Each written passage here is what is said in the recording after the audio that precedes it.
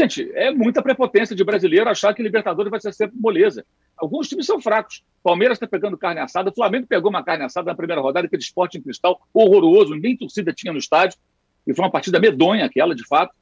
Agora, não dá para achar que vai chegar no Chile, onde nunca venceu, e vai meter uma goleada dos caras. Não é assim, até porque o time do Flamengo não está nesse estágio técnico. Talvez chegue lá na frente, né?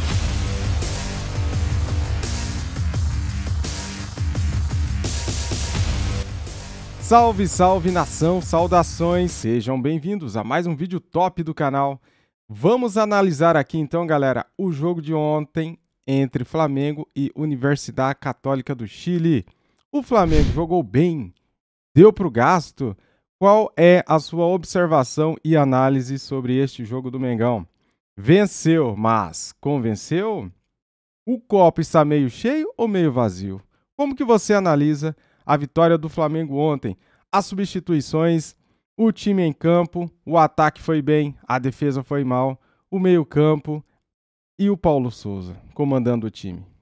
Como que o torcedor analisa essa vitória do Mengão? É diferente da forma que analisa os especialistas. Por exemplo, vamos trazer aqui as análises de Mauro César Pereira. Ele fala com uma visão de jornalista, ele estudou para isso e eu sei, o torcedor analisa de outra forma, porque a gente analisa com paixão, a gente assiste o jogo e a gente quer ver gol, certo? Só que nem sempre é possível fazer gol e às vezes a gente toma gols. Vamos analisar isso friamente, sem clubismo, sem paixão. Cara, vou trazer aqui então o Mauro César Pereira falando para vocês o que ele achou desse jogo e quero aproveitar e dar os créditos para o canal UOL Sport, link aqui na descrição do programa Posse de Bola, que vai ao ar às segunda-feiras e sextas-feiras, tá bom? Então vamos lá então assistir aqui este vídeo, simbora. Ô Mauro, é o copo meio cheio ou é o copo meio vazio? Porque as análises, as conversas e os comentários do jogo do Flamengo ontem foi: pô, ganhou, o Flamengo ganhou pela primeira vez lá, não é fácil, foi uma batalha e tal, o trio tá voltando a jogar pra caramba, o setor ofensivo do Flamengo tá voltando ao seu bom momento, e aí o copo cheio. O copo vazio é: o Arão não dá, o Isla não dá, o Paulo Souza mudou tudo errado. Qual é a medida da análise, Mauro? Depende de quem faz a análise. Se quem faz a análise é amigo de técnico brasileiro, preocupado em detonar trabalho de técnico estrangeiro, você tem que dar um belo desconto, né? Tem que dar um belo desconto. Ainda mais com o Abel Braga pedindo demissão mais uma vez, o que causa uma comoção entre determinados personagens aí do microfone esportivo brasileiro, digamos assim. Então você vê que é uma análise muito contaminada. A má vontade com o Paulo Souza é evidente, partindo de alguns setores. Inclusive de setores como, por exemplo, quem faz uma pergunta numa coletiva, uma pergunta sobre um aspecto tático do jogo, a pergunta ela não tem o menor cabimento, o técnico didaticamente explica, depois a mesma pessoa vai na rede social e fala que o técnico bagunçou o time, como se ela tivesse conhecimento e capacidade de fazer uma análise sobre o que acontece no jogo de futebol. Não tem, claramente não tem. Isso ficou claro. Eu estou falando de influenciadores. Então, não todos, claro, não todos. Então, depende muito de quem faz a análise, né? Depende muito de quem faz a análise. Eu acho que nenhum técnico brasileiro desses estrangeiros foi tão sacaneado, esculachado e perseguido como acontece com o Paulo Souza. Por quê?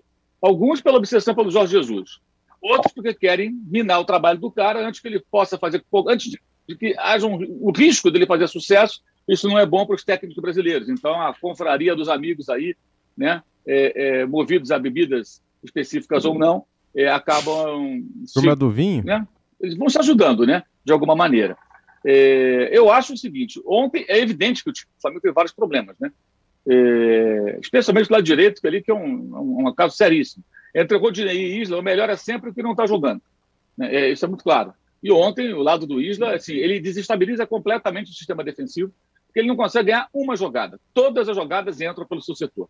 E isso gera até um efeito dominó, porque aí o Arão sai na cobertura e aí o Pablo já tem que corrigir ali um espaço que sobra às costas do seu companheiro de zaga.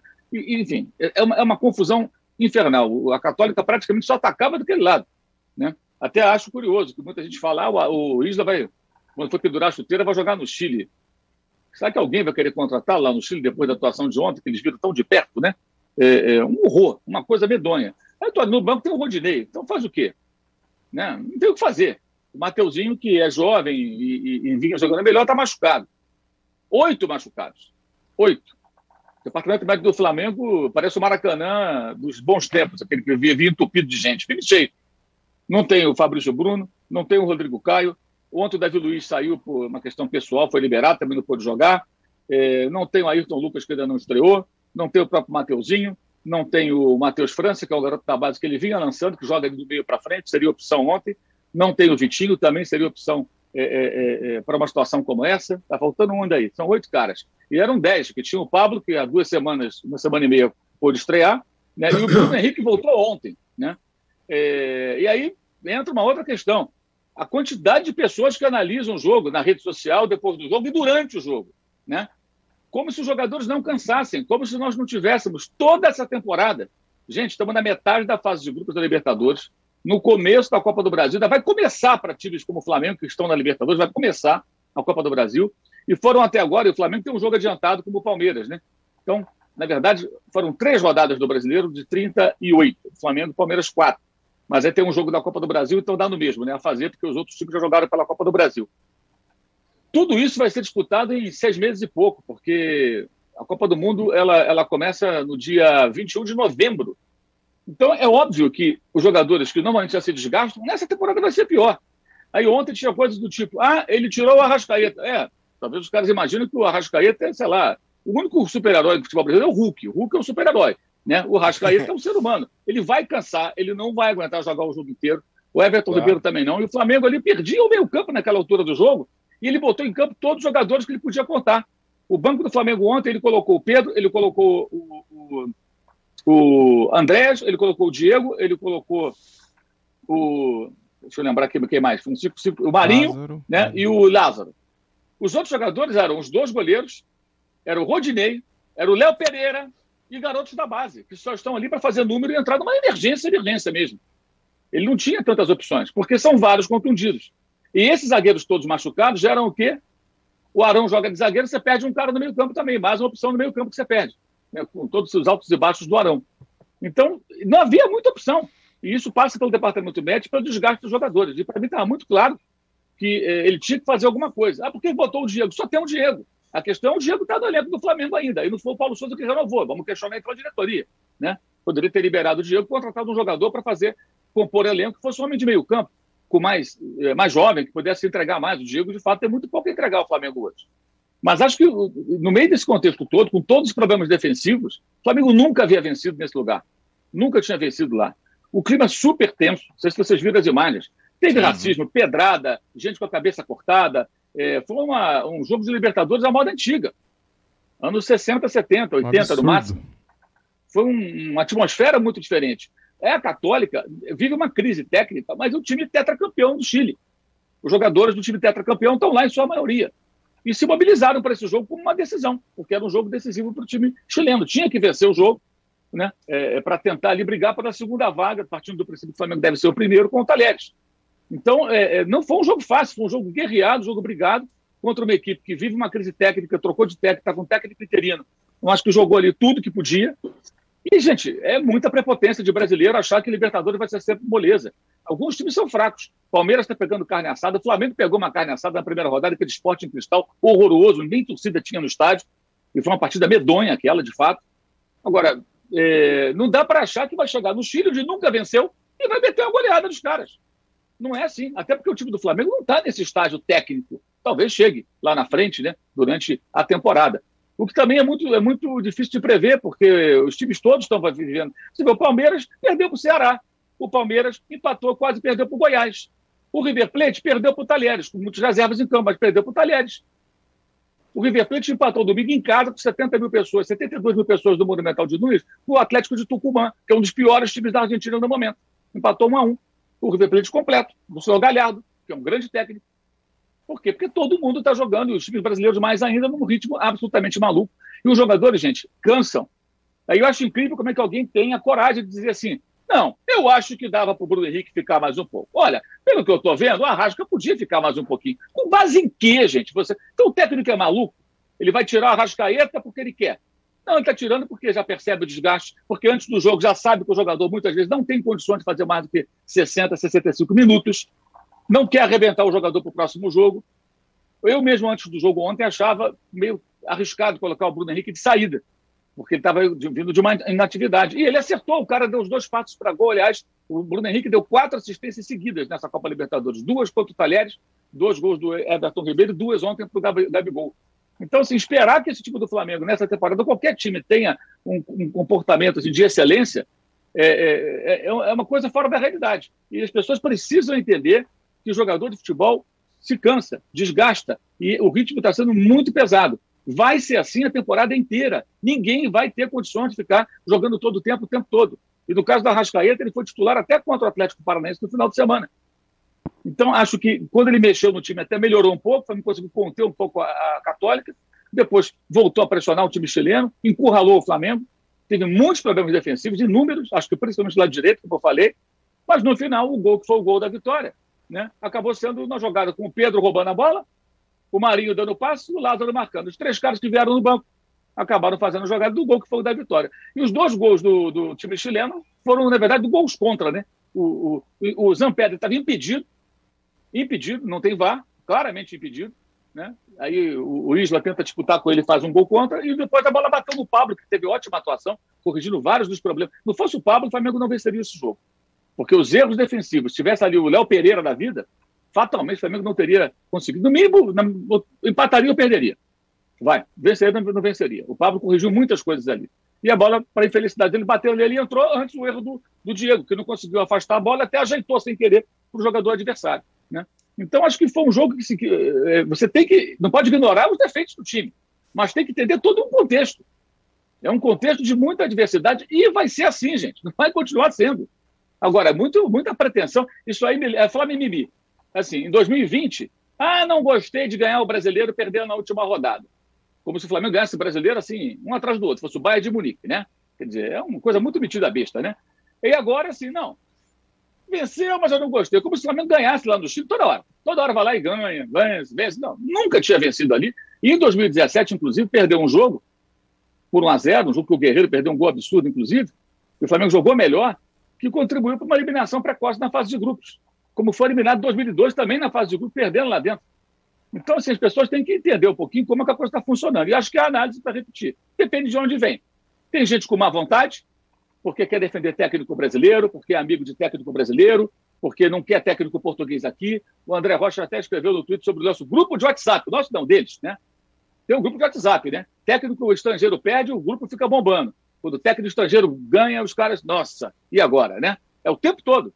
Então, muita atenção. E também, quando chega lá um influenciador e fala, o técnico bagunçou o time, o cara não consegue enxergar nem taticamente como é que o time joga, vai ter condições de avaliar isso, gente. Então, de onde vêm essas avaliações? Acho que as pessoas têm que selecionar bem de onde elas tiram essas avaliações e entender que o Flamengo vai ter problemas altos e baixos, como vocês citaram, o Atlético tem tido, o Palmeiras já teve, o River Plate teve também. Os 3% mais o campeão brasileiro da Copa do Brasil. E assim será durante toda a temporada. Dificilmente alguém vai ter essa regularidade toda que todo mundo fica sonhando, porque nessa temporada, especialmente, isso é absolutamente impossível. Não vai acontecer, pode esquecer. Tá aí, galera, as análises de Mauro César Pereira, e eu concordo em muitos pontos com ele. Aquele Flamengo de 2019 que ganhava de quase todo mundo, cara, quase sempre vencia, jogando bem, cara, aquele Flamengo não existe mais mesmo, porque vários jogadores já saíram, já se passaram 3 anos, estamos em outra fase, outro técnico, então mudamos totalmente a forma de jogar. E chegaram novos jogadores que acho eu que até o banco de reserva nosso é melhor do que em 2019. Porém, o nosso maior problema hoje é o DM. A gente tem muitos jogadores no departamento médico e isso, cara, atrapalha demais. São 8 jogadores, é muita coisa. Galera, os dirigentes do Flamengo têm que ver isso daí, cara, porque não é possível ter jogador que está lá no DM há 5 meses, há 4 meses, há 2 meses, há 1 mês. Cara, muita gente lá, 8 jogadores lá fazem muita falta para esse time. A gente até tem um elenco, mas tem 8 no DM, né? Então, isso daí precisa ser resolvido. Paulo Souza, cara, ele tá fazendo um bom trabalho, um mau trabalho, um trabalho médio? Cara, eu diria que ele tá fazendo um trabalho médio dentro do que ele consegue fazer dentro do possível, né? Ele é bom, ele é excelente, ele é ruim? Isso daí a gente pode dizer que, ó, ruim ele não é, ótimo ele já provou que não é, mas ele é bom, né? Então, assim, ele tá no meio termo, né? É um técnico que tem suas limitações porque ele não conhece ainda a fundo como que funciona o futebol no Brasil, como que funciona o futebol do Flamengo. Por exemplo, ele não sabe a reação da torcida, né? Ele até sabe agora por causa das manifestações que teve, mas ele não conhece a fundo como os técnicos brasileiros conhecem a fundo o que é Flamengo, né? É isso que eu quero dizer. Mas aos poucos ele tá começando a conhecer e isso vai surtindo efeito, né, cara? Então, ontem ele foi criticado na hora que tirou Bruno Henrique, Everton Ribeiro e Arrascaeta, mas ele falou na coletiva que foi opção física. Se é opção física, é porque os caras não aguentavam mais jogar do que aquilo. Porque assim, antes do jogo começar, eles têm ali uma leitura de cada jogador. Ó, o Arrascaeta pode jogar 60 minutos, 65. O Everton Ribeiro pode jogar 70. Por exemplo, o Bruno Henrique vai jogar o primeiro tempo só e beleza. Vamos supor que seja isso, né? E ele tirou os 3 numa hora só. Então, acho que por isso que a torcida aí pegou pilha, né? Porque ele tirou os 3 caras numa hora só e o time, bum, desabou, né? O time parou de jogar, ficou bem abatido, né? Apático em campo, né? E a Católica cresceu no jogo e ofereceu riscos ao Flamengo. Só que, cara, em uma oportunidade, o Pedro rouba a bola no meio do campo, né?